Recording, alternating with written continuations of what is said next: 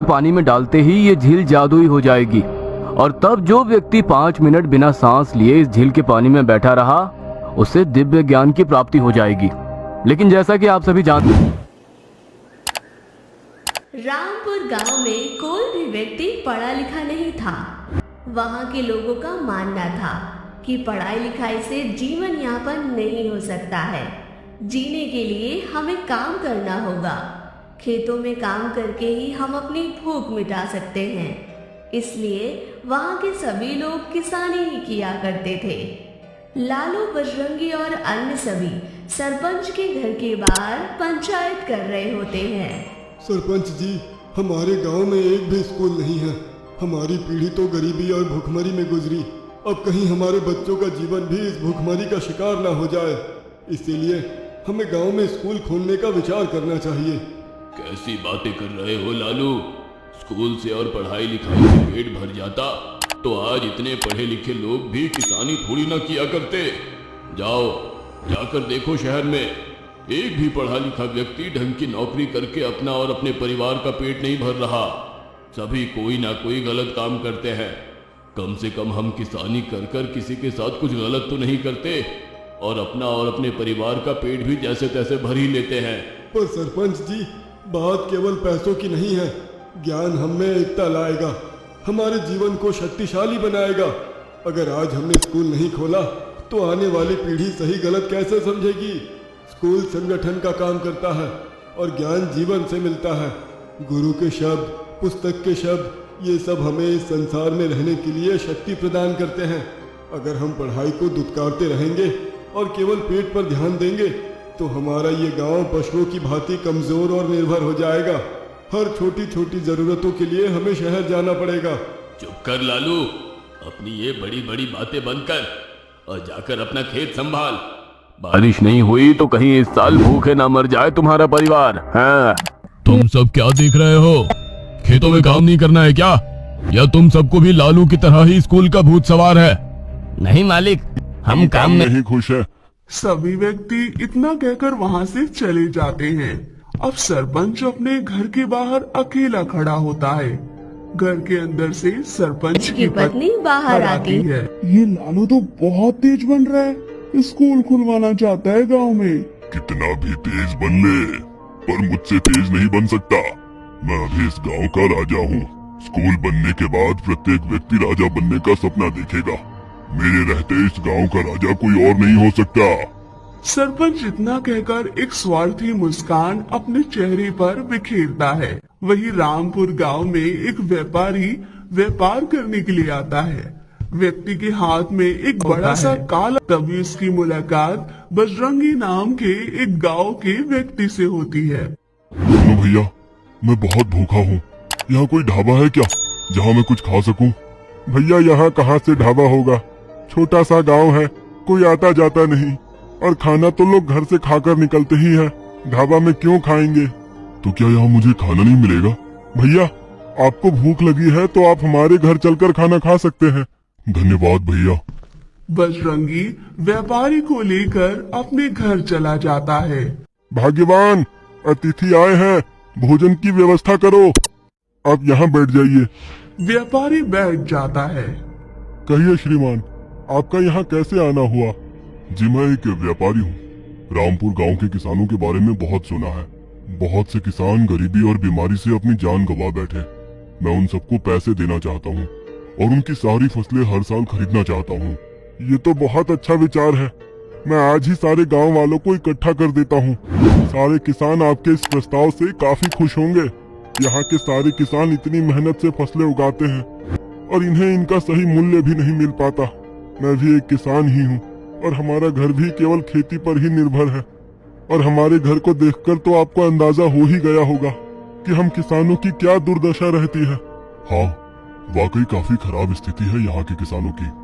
अगर तुम सभी गांव वाले मुझे अपनी फसलें दोगे तो तुम्हें हर महीने पैसे मिलते रहेंगे, जिससे तुम अपने परिवार का अच्छे से भरण पोषण करते रहोगे। अगर ऐसा है तो मैं गांव वालों को और सरपंच जी को और सभी को खबर कर देता हूँ। अगले दिन सरपंच जी के घर के बाहर चबूतरे पर सभी गांव वाले आए होते हैं। व्यापारी भी वहीं खड़ा होता है। व्यापारी बाबू का सुझाव मुझे अच्छा लगा। आखिरकार बहुत से किसान अपनी फसलें नहीं बेच पाते और उन्हें उनके फसलों का सही मूल्य भी नहीं मिल पाता। अगर व्यापारी बाबू सामने से प्रस्ताव कर रहे हैं तो ये सोने पे सुहागा है। हमें ये प्रस्ताव मंजूर है। व्यापारी बाबू, मैं तो कहता हूँ अपने सारे खेतों की फसलें आपको ही बेचूंगा। मैं तो इस गांव के किसानों की भलाई चाहता हूँ और किसानों को उनका हक देना चाहता हूँ। व्यापारी बाबू, आप हमारे लिए भगवान हैं। अगले दिन सभी गांव वाले व्यापारी को अपनी अपनी फसलें दे देते हैं और उसके बदले व्यापारी कुछ पैसे उन्हें दे देता है। किसान और व्यापारी बहुत ही खुश होते हैं और रामपुर आकर एक बहुत बड़ा मकान बनाता है। रामपुर में सबसे बड़ा मकान देखकर और व्यापारी की ठाट बाट देखकर रामपुर के लोगों को भी इस तरह की जिंदगी जीने का मन करता। काश अपनी भी ऐसी ही जिंदगी होती। व्यापारी बाबू की भी क्या जिंदगी है, क्या ऐशो आराम है, किसी भी चीज की कोई कमी नहीं। काश अपनी भी ऐसी ही जिंदगी होती। पर ऐसी जिंदगी बनाने के लिए क्या करना पड़ेगा? चलो ना, चलकर व्यापारी बाबू से पूछते हैं। हाँ चलो। व्यापारी बाबू के पास कुछ तो ऐसा है जो हमारे पास नहीं, तभी तो हमारी जिंदगी इतने दुखों से घिरी हुई है। तुम सही कह रहे हो, चलो उनके पास चलते हैं। दोनों व्यापारी के आलीशान घर में पहुंचते हैं। व्यापारी शान से सोफे पे बैठा होता है। उसकी नजर बजरंगी और लालू पर पड़ती है। कैसे आना हुआ बजरंगी? वो व्यापारी बाबू, हम ये जानना चाहते हैं कि आपकी सफलता का क्या राज है। आपने अपनी जिंदगी इतनी ऐशो आराम से कैसे बना ली? देखो, इसका तो सीधा सा उत्तर है, शिक्षा। अगर तुम या तुम्हारे गांव का कोई भी व्यक्ति अगर शिक्षित होता तो वो मेरी तरह जरूर सफल होता। व्यापारी बाबू, अब कुछ नहीं हो सकता। क्या हम शिक्षित नहीं हो सकते? क्यों नहीं? तुम क्या ये रामपुर गांव के सारे लोग शिक्षित हो सकते हैं?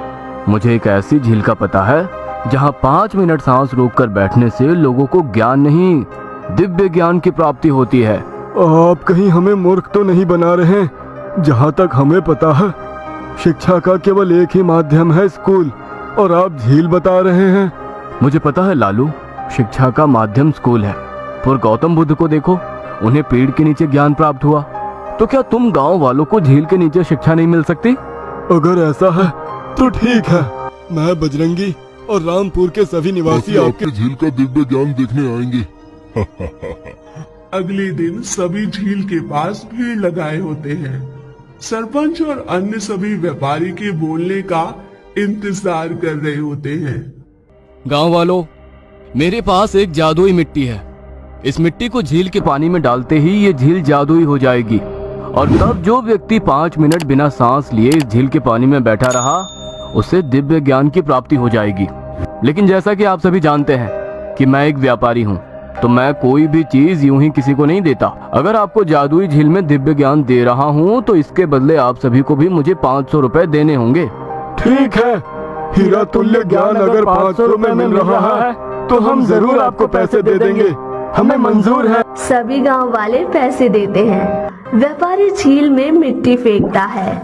एक एक कर सभी गांव वाले झील में 5 मिनट सांस रोककर बैठने की कोशिश करते हैं, पर कोई भी 5 मिनट सांस नहीं रोक पाता, और इस तरह सारे गांव वाले निराश और ठगा हुआ महसूस करते हैं। कोई बात नहीं भाइयों, आप सभी 5 मिनट सांस रोकने का प्रयास करते रहिए, आपको एक ना एक दिन ज्ञान जरूर मिलेगा।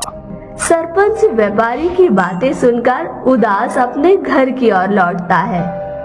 क्या हुआ जी, आज इतने उदास क्यों लग रहे हो? भाग्यवान, पहले मैं गांव वालों को ठगता था, आज किसी ने मुझे ठगा है। क्यों, ऐसा क्या हुआ? वो व्यापारी काफी चालाक निकला। उसने गांव वालों को दिव्य ज्ञान की झील की कहानी सुनाकर अच्छा ठगा है। आज मुझे समझ आया कि शिक्षा का क्या महत्व है। आज शिक्षा के अभाव की वजह से ही मैं उस व्यापारी की बातों में आ गया और खुद को इतना ठगा हुआ महसूस कर रहा हूँ। वहाँ लालू भी अपने घर में बैठा अपने छोटे छोटे बच्चे को देख रहा होता है और कहता है, आज जिस तरह से मैं शिक्षा के लिए भटक रहा हूँ, कल को क्या मेरे बच्चे भी भटकते रहेंगे? मेरी ही तरह क्या ये भी किसी की बातों में आ जाएंगे, लोगों के सामने हाथ फैलाएंगे?